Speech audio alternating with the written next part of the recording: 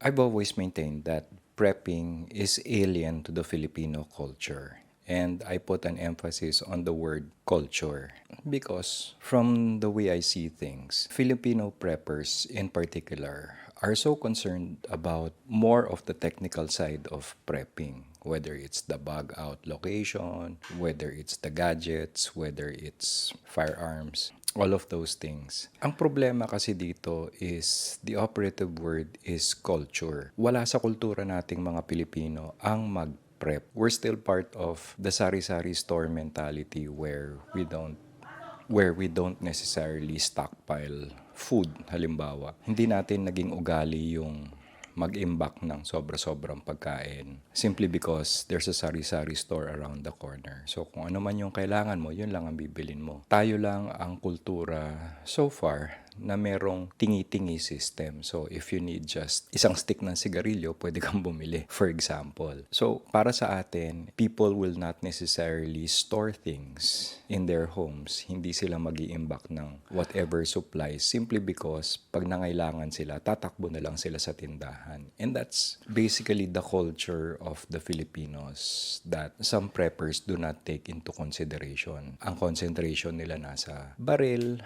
nasa legislation, nasa bug out shelter, bug out location, yung stuff like that. And then you will hear people in the prepping community blaming victims for not having evacuated or hindi daw nakinig sa mga warnings or whatever. The point here being, we live in the Philippines, okay? The Philippines has its own realities on the ground. Kaya nga, ang advocacy ko is realistic readiness rather than prepping because there is no such thing as prepping in the Filipino culture. So why am I harping on this point? Napansin ko lang lately having come from the Tax Expo recently and observing prepper groups again or people who are supposed to be into the lifestyle of prepping. I'm seeing na hindi sila in touch with the reality. Halimbawa, what is the fundamental concept of prepping? Let's use the term prepping. What is the fundamental concept? That's supposed to be when you prep to be ready. Kaso nga, some people or most people who are into the prepping culture, hanggang doon na lang sila. Nakabili na sila ng gadget, nakabili na sila ng firearms, nakabili na supplies nila. Hanggang doon na lang sila titigil. And what does that do for them? That does not necessarily mean na ikaw ay ready kung ikaw ay may gamit. Because hindi lang ang gamit ang pinakadiwa ng survival. How are these people preparing themselves? They prepare themselves by living a comfortable life, hindi naglalakad, bihira mag-exercise, maganang kumain, at nakatira sa mga komportabling bahay. And that's the reality. Yun yung totoo. Huwag nyo nang i-deny. Lalo na yung mga within the prepping community. Most of these people are living comfortable lives. Wala tayong magagawa. Kaya nga sila afford na mag-prep. Kaya nga nila afford na makabili ng firearms is because meron silang kakayahan. How about for the majority of people on the ground? Like for example, I live in a neighborhood, naririnig nyo naman in the background. Maraming external noise. Mga tricycle, mga tao, mga aso, pusa, whatever. I'm very much in touch with the reality on the ground. I'm in country, so to speak. Kaya alam ko yung pulso ng karaniwang tao. Like it or not, hindi sila in touch with the reality of a natural disaster in the offing, maaring lindol, maaring earthquake, or whatever. Recently kasi, nakapanood ako ng documentary, whether it's real or not. But it got me to thinking. Ayan, may tricycle. But the documentary got me to thinking about the Manila Trench. I still have to do some research on that. But if that's true, then the Manila Trench, pag yan ay nag-alboroto or pag yan ay nakanti, will practically devastate most of the western part of the country, including Metro Manila. So, in a disaster like that, how do you prepare for it? Ayun na naman tayo eh. Parang naaalala ko yung my video on preparedness for high-rise dwellers. If you live in a high-rise, in a condo, paano ka magpe-prepare or paano ka magiging handa sa anumang sakuna? And is there a realistic chance that you will survive such an event?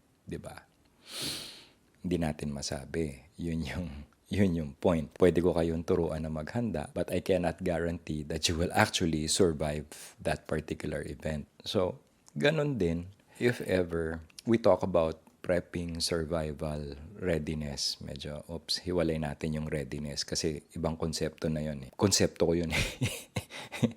When we talk about survival, sabihin na natin, sino pa ba ang mas magaling pa sa survival kaysa dun sa mga taong laki sa hirap or sanay sa inconveniences of life, sanay makipagsiksikan, sanay sumakay ng jeep, sanay maglakad or whatever. It will be that type of person na sanay magutom, sanay sa init, sanay sa discomfort, na mataas ang chance mag-survive. And like it or not, that's the truth. That's the ugly truth. That's the reality of things. Noong 2020, ang tanong ko sa sarili ko, bakit yung mga taong grasa na walang pagkain, hindi kumakain, hindi naliligo, hindi malinis, bakit sila naglalakad? Samantalang yung mga pasyente namin nanggagaling sa mga mayayaman na lugar, di ba? Tanong nyo sa sarili nyo yun, bakit yung mga taong grasa hindi naapektuhan ng pestiserye?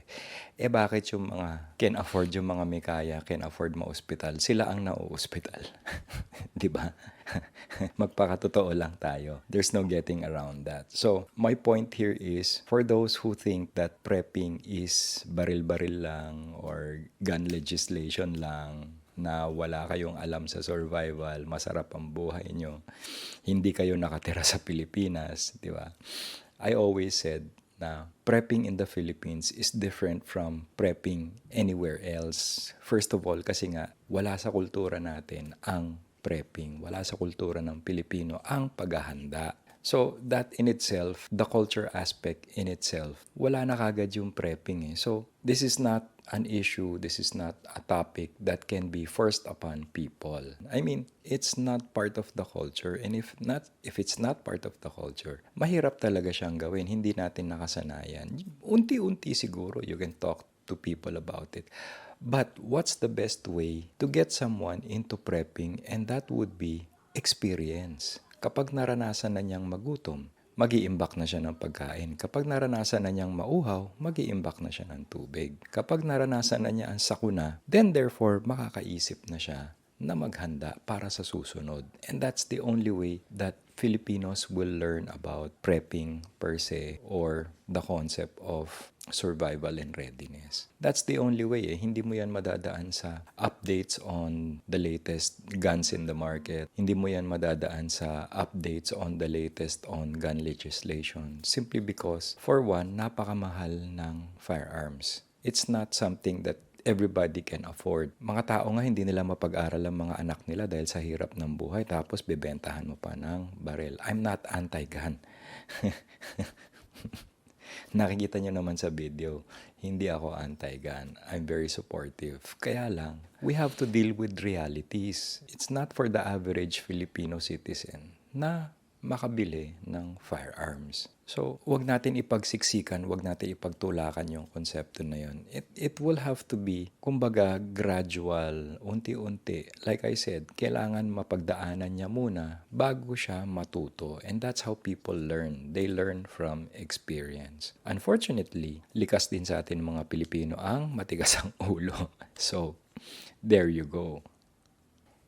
So, my point here really is simple. Take into consideration the cultural aspect nating mga Pilipino, yung kultura nating mga Pilipino, before we talk about prepping of any sort. I've been talking about EDC, I've been talking about shooting, bushcraft, and whatever. Simply because these are things na people can relate to. Most likely, people will have some sort of an EDC gadget on them or meron silang konsepto ng EDC somehow. So, that's something that people can relate with. Kaya, napag-uusapan here on this channel. But at the end of the day, if you go into the more advanced topics of survival and preparedness, medyo mahihirapan tayo dyan. This channel is dedicated to reaching out to ordinary people, regular folks like you and me. Sabihin na natin may mga challenges sa buhay and this channel is for you guys who are in the same boat. We're on the same boat kung tutuusin. Hindi ako nakakapag-prep, wala ako naiipon ng mga